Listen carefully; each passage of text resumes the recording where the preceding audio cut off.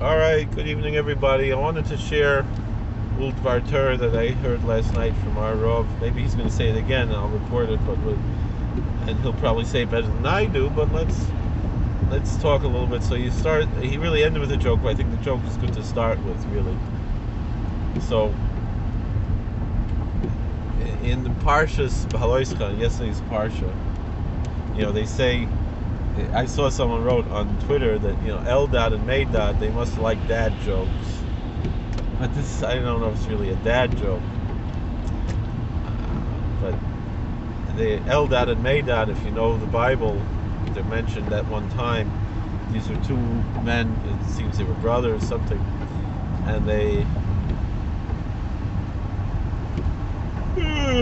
excuse me. Oy. They were prophesying in the camp, and so a youth came and they were prophesying that Moses would die and Joshua would bring the people into the promised land. And so Eldad and Medad,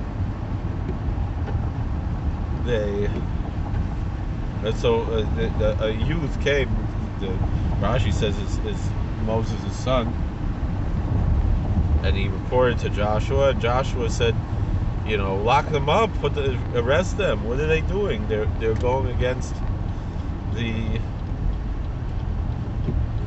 leadership of Moshe Rabbeinu. So Moshe Rabbeinu, then he said, Ni'itein kol am Hashem neviim. He said, why are you jealous on my behalf? You should, if only God would give it that all of His people, all the people of the Lord, would be prophets. It's a wonderful thing. So then that's of course what the pasuk says. But Rabbi Fishbein Zolgazon always tells a joke. He says that the word, the Welt Zogdach, that Mi'itein kol am Hashem neviim. If all the Jews were prophets, if they're all Rebbes, if they're all Rosh Yeshiva, they were all, men of God, Mi'itein, who's going to give? You need Balabatim to pay for it, right? You need lay people who go into business and they can pay for the rabbis, because if everyone is rabbis, Mi'itein. But the thing is, and so the Hemshech, that is, it's possible to have Torah Gedula b'makom echad. You could have both spiritual greatness and financial stability and greatness in one place. And who is that? Rebbe Mechayevus Ashirin. The Rebbeinu HaKadosh, Rav Yehuda Nasi, the redactor of the Mishnah, who was fabulously wealthy, he's the one who made it possible that we have a Mishnah, we have a Torah Shabbal Peh, that we continue to have the oral Torah, and the Talmud comes out of that. It's the basis of the Talmud, it's the Mishnah, and it all is connected because Rebbe, he paid for these people. So, but it almost wasn't. This is what Rabbi Fishman says. He said, and he says like this. He said that the Panovich Rav said that there's a halacha when it comes to building a sukkah. If it can withstand a ruach mitzuyah, if it can withstand a normal wind, then it's good. But if it can't withstand a normal wind, then you didn't fulfill the mitzvah of the sukkah, because you didn't build a structure that's strong enough to withstand a normal wind. But if then there comes a ruach she'eina mitzuyah, if there comes an uncommon wind, like a hurricane, a tornado knocks down the sukkah, you're not in trouble, because obviously you have to rebuild the sukkah, but I'm saying the sukkah itself until then was kosher, because you don't expect an uncommon occurrence. However, when it comes to, that's on land, but at sea, something that would be considered an uncommon wind on land is a common wind at sea. So if you're building a sukkah on a boat, on a ship, you have to build it much stronger, because it has to withstand the ruach she'eina mitzuyah. It has to withstand an uncommon wind, which is a much stronger wind. So he said that when it comes to Yam Talmud, the sea of the Talmud, we have the ruach she'eina mitzuyah. In order for this edifice to stand, it has to withstand an uncommon wind, because there's always trying to be a way to destroy these things. So the idea of the Ruach Sheina Metzia is that it's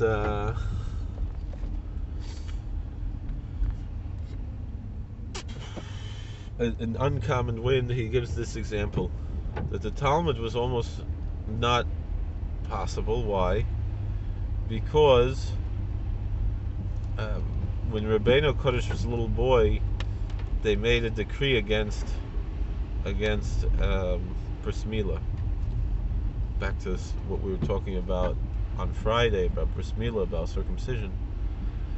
So, but still, his mother, despite the physical danger that they were going to be killed for violating the royal decree of the Roman government, they didn't give in, and they circumcised Rebbeinu Kodesh, little Rebbe Yehuda Hanasi, Rabbi Judah the Prince, as a baby. And the emperor called on. They said that he heard this happen. Someone reported to him that this baby was circumcised, and they called on him, the mother, to bring him to be examined, and they're going to see that he's circumcised. She would be killed and he'd be killed. The baby would be killed. So he's Gavain,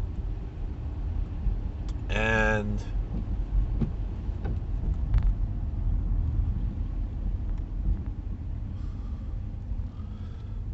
so they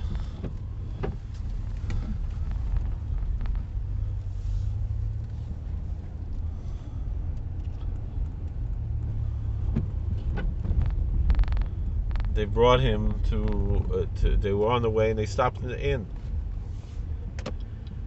and at the inn was a member of the royal imperial family,